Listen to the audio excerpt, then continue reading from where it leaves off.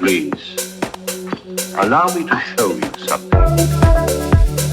In the video on how to practice level 1 bridge, we talked briefly about playing a suit carefully to make sure that we can take all our tricks. In this video, we'll look again at this idea and at blocked suits in particular and how to manage them.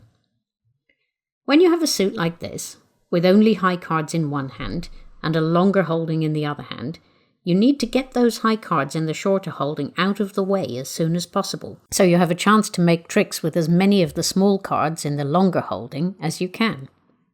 This is called unblocking the suit. Let's see it in action. Look at this deal.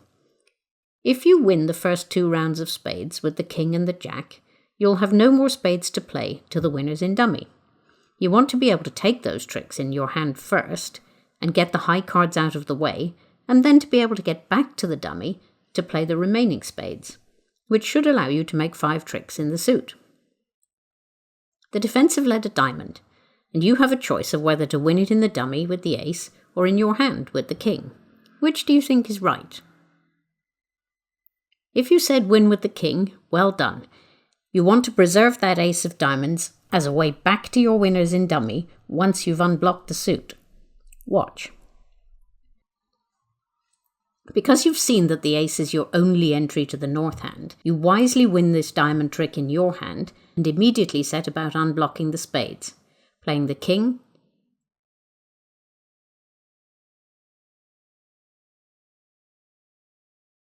and then the jack, whilst playing small cards from the dummy. Now, because you thought about how you were going to get back and forth between the hands before you played to the first trick, you still have that ace to get the lead back into dummy. Now you can enjoy playing those remaining 3 spade winners before crossing back to your hand to take your other tricks. Noticing that you were going to need that dummy entry has really paid off. Now let's make a slight change to the hands and look at that deal again.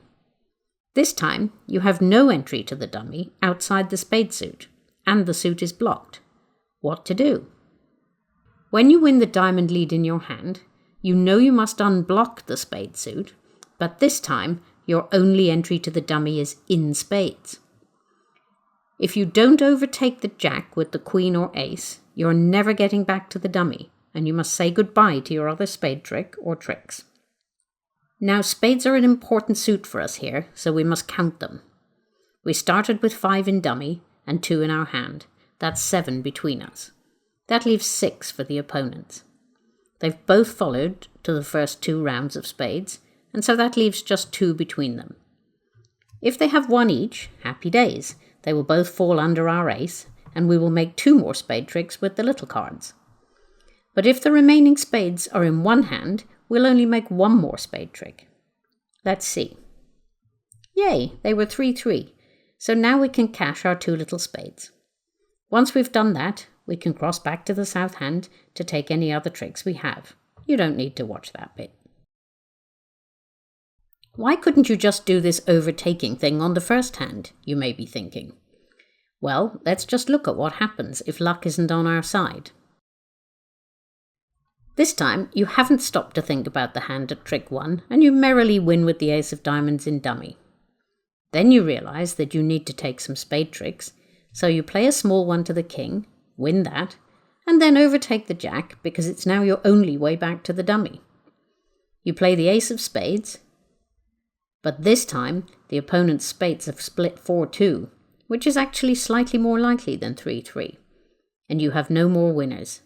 If only you'd kept that ace of diamonds in dummy, you could have played small spades under the king and the jack, and now your queen and ace would get rid of the remaining 2, giving you 5 spade tricks rather than 3.